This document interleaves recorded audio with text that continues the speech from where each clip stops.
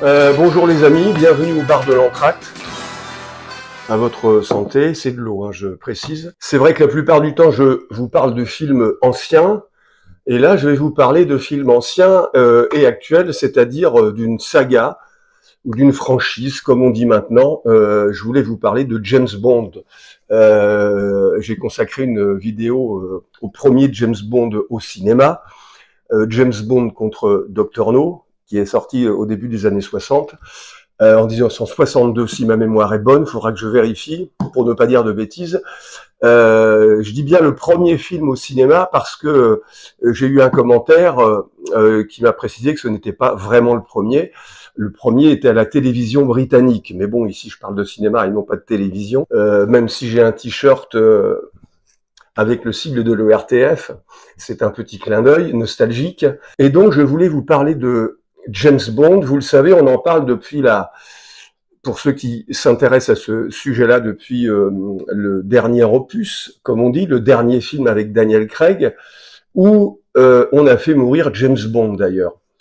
Et je veux pas jouer les vieux réacs, mais déjà, moi, je fais partie de ceux que ça a choqué qu'un acteur quasiment producteur, en l'occurrence Daniel Craig, puisque c'était son dernier film où il interprète le rôle de James Bond, a voulu à la fin tuer le héros qu'il incarne. Je trouve quand même que ça ne colle pas du tout à ce qu'avait voulu faire Ian Fleming. Et pour moi, il y a une dérive totale de l'influence d'un acteur sur un personnage qu'il incarne. Et je trouve que ça manque beaucoup de modestie. Enfin bref, depuis la sortie de ce dernier film, ça fait quand même maintenant un sacré bout de temps, eh bien, on nous a fait languir, on nous a fait une sorte de storytelling avec un certain suspense pour se demander qui allait succéder à Daniel Craig et qui serait le James Bond des années jusqu'aux années 2030, puisque généralement c'est 10 ans d'une carrière pour incarner James Bond. Alors il y a eu plusieurs prétendants. On a même parlé, est-ce que ça pourrait être une femme, est-ce que ça pourrait être un acteur de couleur. On a fait beaucoup de polémiques pour pas grand-chose, puisque finalement les producteurs historiques, enfin si on peut dire, puisque Barbara Broccoli et Michael Wilson, Barbara Broccoli est la fille d'Albert Broccoli, qui est avec Harry Saltzman, les deux producteurs historiques de James Bond. Et donc Barbara Broccoli et Michael Wilson ont finalement jeté l'éponge et se sont séparés des droits qu'ils ont sur la saga James Bond.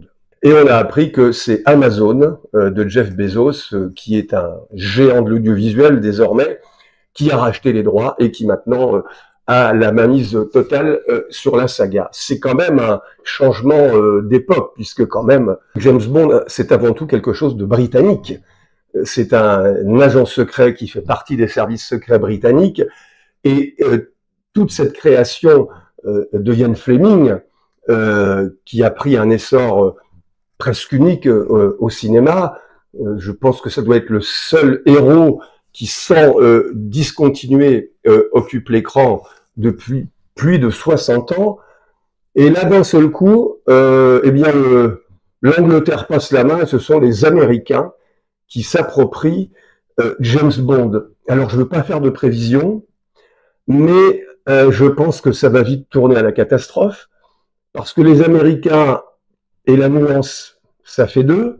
Là, déjà, on parle de faire des spin-offs ou des séquelles, enfin bref, tout ce vocabulaire parfaitement idiot, tout ça pour dire qu'on va piller, on va vraiment sucer jusqu'à la moelle tout ce qu'on peut sortir, on va essorer James Bond pour en faire des séries, d'autres films à partir de héros qu'on va sortir, de personnages qu'on va sortir de leur contexte, tout ça pour faire énormément d'argent.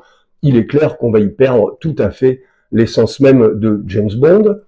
Alors quelques acteurs qui ont joué le rôle comme Pierce Brosnan disent bien qu'il faut absolument que ce soit un acteur britannique qui conserve, qui ait le rôle de James Bond, même si Il y a eu par le passé un acteur australien, c'était George Lazenby, qui a joué dans Au service secret de Sa Majesté. Alors qui sera cet acteur? Celui qui avait le plus la cote auprès des bookmakers anglais, c'était Aaron Taylor-Johnson, qui est révélé dans le film Kick-Ass et Kick-Ass 2, qui à mon avis d'ailleurs serait un parfait James Bond. On ne sait pas ce que ça va donner, mais je voulais juste partager un peu ce sentiment que j'ai, que James Bond bientôt va perdre tout à fait son âme. On risque de voir des séries inspirées de James Bond sur Amazon. Ce qui faisait en fait le succès et la particularité des James Bond, c'est qu'ils sortaient de façon, je dirais, homéopathique. Il fallait attendre 2 ans minimum pour voir un nouveau James Bond. Ça fait maintenant 5 ans que le dernier d'ailleurs est sorti sur les écrans. Mourir peut attendre. Et voilà, je voulais exprimer juste cette crainte. Je trouve que c'est dommage que les producteurs d'origine et que Barbara Broccoli abandonne. Alors peut-être effectivement il y a un moment donné où l'âge fait que et que les choses ne peuvent pas durer infiniment. Mais je pense que je veux pas trop m'avancer, mais le prochain James Bond qui sortira n'aura pas la même saveur. Et il faut bien que les choses aient une fin, mais je crois que quand Daniel Craig a fait mourir James Bond à l'écran, il y avait peut-être finalement une sorte de pressentiment de ce qui allait se passer.